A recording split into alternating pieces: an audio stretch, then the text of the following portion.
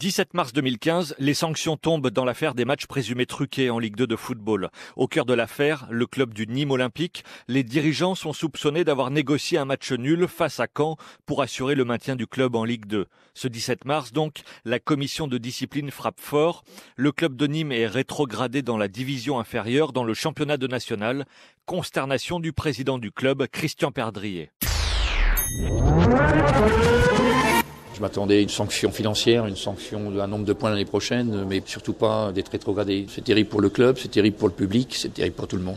Depuis ce 17 mars, les choses ont évolué positivement pour le club de Nîmes qui avait fait appel. La commission d'appel de la Fédération française de football a allégé la sanction.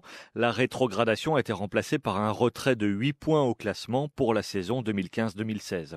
Cette affaire des matchs présumés truqués aura pesé sur toute la saison du club, confie son président, Christian Perdrier. Tout de suite, on a dit Nîmois, tricheurs, voleurs, menteurs, toutes les équipes de jeunes faisant remonter les informations comme quoi sur lors des matchs du dimanche, tous les parents et tous les jeunes sur le terrain les traitaient de voleurs, de menteurs, de tricheurs et autres. Donc ça a été très très très loin.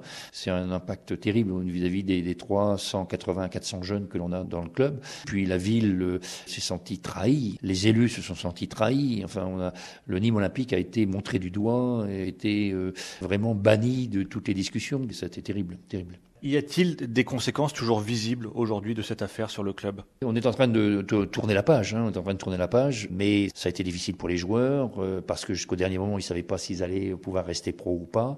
Est-ce qu'on allait descendre parce que financièrement, on s'en sortait pas, donc est-ce que la DNCG allait nous rétrograder ? Le public a déserté le stade, on tournait aux alentours de 5 à 6 000 spectateurs et on a terminé la saison entre 3 500 et 4 000.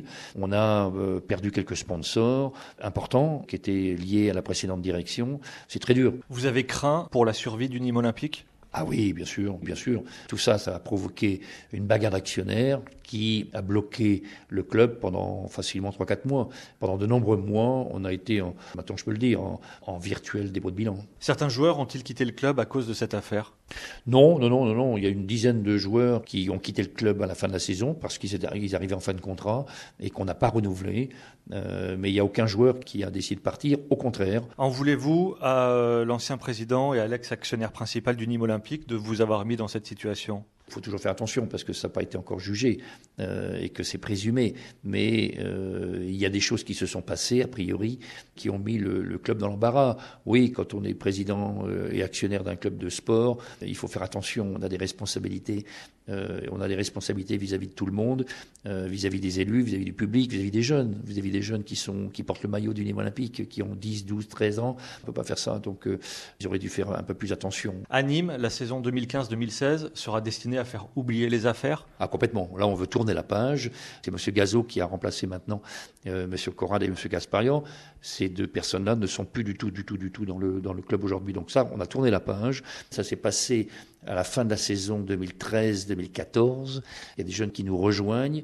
M. Gasparian, M. Conrad, ils ne savent même pas qui c'est. Donc oublions cette affaire, tournons la page et ne parlons plus que de football. Vous estimez que Nîmes a déjà payé la sanction ? Ah oui, Nîmes a payé cher. Nîmes a payé très très cher. Nîmes a payé cher en termes d'image. Les spectateurs ont payé cher en termes de morale qui n'a pas été suivi par le club. Ils ont été touchés, ils ont été meurtris. Les joueurs ont été meurtris. Et puis le club a payé très très cher puisque nous étions avant la décision, nous étions à la 7e place et on a terminé à la 13e place. Donc on a perdu plus de 350 000 euros de droits télévision à cause de cela. Donc on a payé très cher. Il va nous falloir quelques années pour remonter tout ça et pour faire oublier cette malheureuse affaire. Nîmes attaque donc ce championnat 2015-2016 avec 8 points de moins que toutes les autres